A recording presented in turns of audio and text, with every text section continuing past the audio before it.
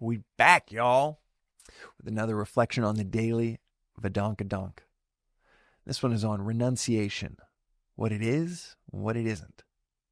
Renunciation that I've touched on before in this podcast project, according to the philosophy of Advaita Vedanta, the ancient philosophy in terms of continuous study, the oldest philosophy known to man. This philosophical concept of renunciation comes from this philosophy. The visuals we have of a renunciate are of someone with like a loincloth and a cave in the Himalayas that's renounced the world. That is not renunciation. Renunciation, the visual might be a king in a palace serving the entirety of the kingdom beautifully, benevolently, wisely. In fact, wisdom and wealth often go together. The wealthiest of all of the Old Testament kings was King Solomon, who was not just the wisest. When he was given anything that he asked for from God, he asked for wisdom. And then he became the wealthiest king in the entirety of the Old Testament. You have King Janaka in this tradition of Advaita Vedanta. Had nearly every possession you could want as the king of his kingdom, but was a realized soul. He had possessions, but he was not possessed by them. And that is what a renunciate is. Might have possessions, but they are unpossessed. Nothing possesses them. No desire, no career pursuit, no need for things to be a certain way, no pursuit of validation. They have no desires. They have renounced desire. They have renounced the world, but the way it looks. They have renounced desire. They have renounced the world, but they are fully in it. And through their renunciation, they are serving their kingdom, their community, their family fully.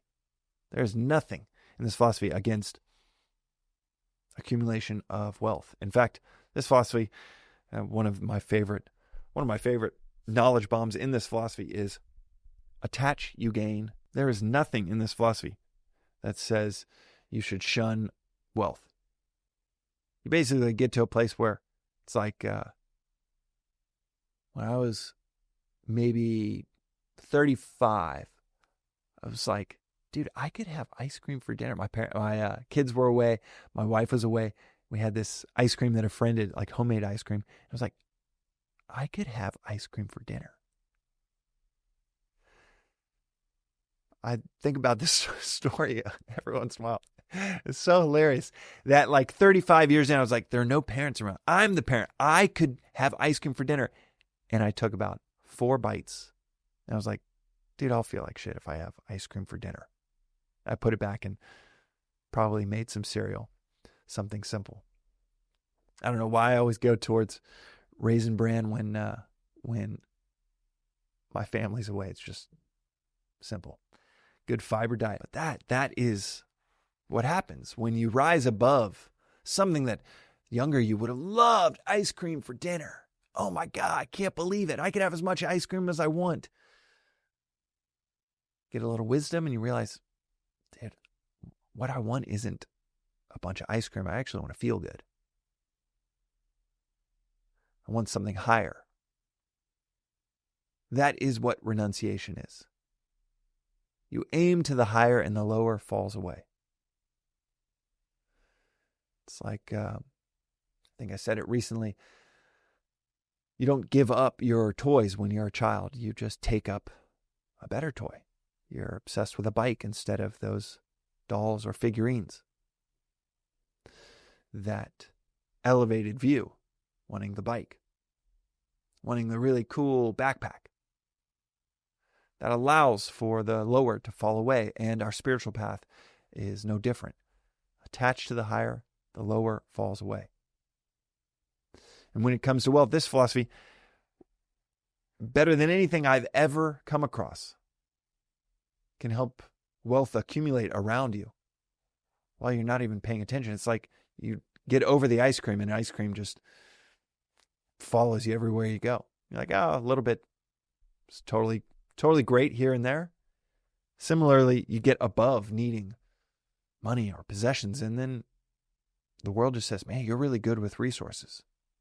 You're really wise. And the world just keeps throwing resources at you. One of my favorite knowledge bombs in this philosophy is attach, you lose, detach, you gain. When you have a detachment from financial goals, the world has this interesting way of just sending financial resources your way because your community, your boss, your team, your customers just feel like, wow, this person's a really good steward. And we're going to give them more resources. Renunciation is not giving anything up, it's taking something up. And ultimately, renunciation is not living like an ascetic in a cave in the Himalayas. It is living blissfully, serving blissfully wherever you are. A Buddha in the post office. I'll read a little bit from Vedanta Treatise, section on renunciation, and specifically the section called Renunciation is Bliss. Oh, speaking of bliss, I got my 4-year-old coming over. Hello, Marley. I'm recording an episode right now. When is my backpack coming? I need to come. Talk about being possessed by our possessions. She has a new backpack coming. And I know it's not coming today, it's coming tomorrow. But you're really good at waiting. I can't wait this long. I know, but man, you can have anything you want in the world if you're good at waiting, and you are good at waiting. Can I come find you in a few minutes and we'll play? We can jump on the trampoline. No. I can't wait that long until my backpack comes. Okay, well, we need to wait, and we need to get good at waiting in life. You mind closing the door behind you? Thank you, sweet pea.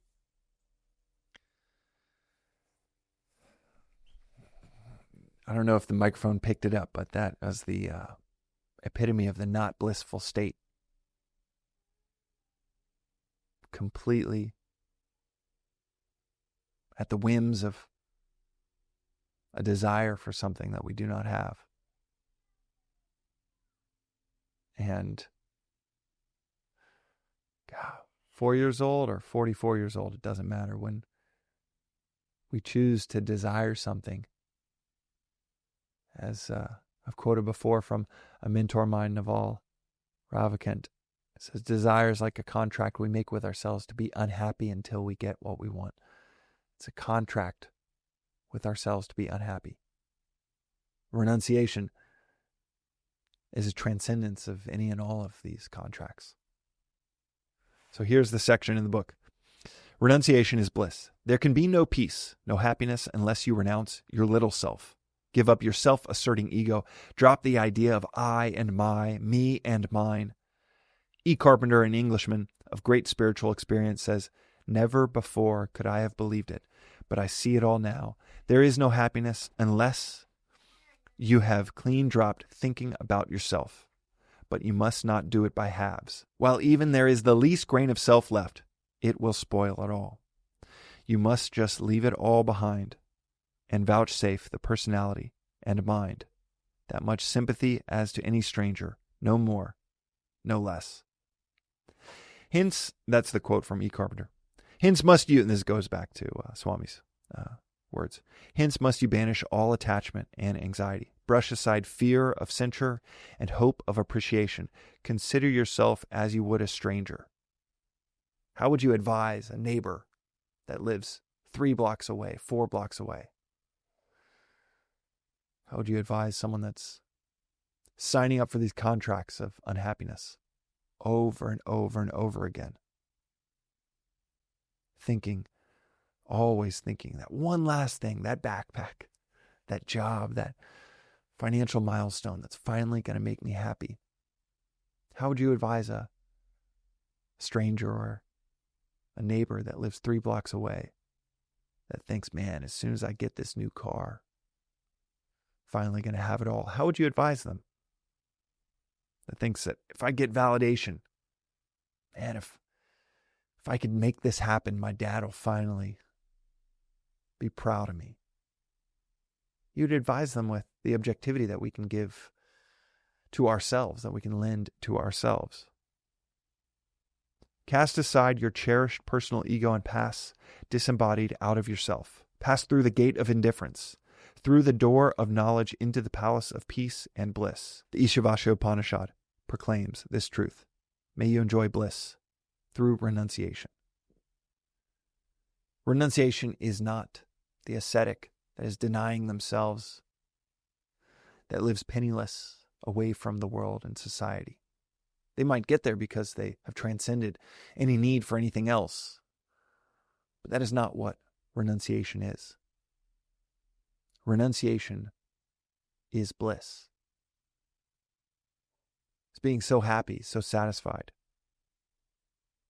so fulfilled with our approach to life, to ourselves, that even when we're given the chance to have ice cream for every meal, we are so attached to the higher that any contract of unhappiness is unappetizing. It's wholly unappealing. And when we have no contracts of unhappiness, when we have no desires, it is pure bliss. And that's what renunciation is. Not what we culturally think renunciation is, but what it actually, philosophically, experientially is such bliss. You're so blissed out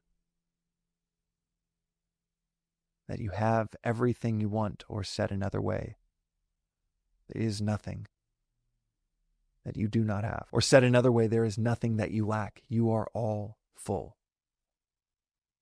Renunciation, the cessation of all desires, an attachment to the higher so full that all lower ideals fall away, attached to the highest, that which is, to the divine, to the supreme, to where the world falls away.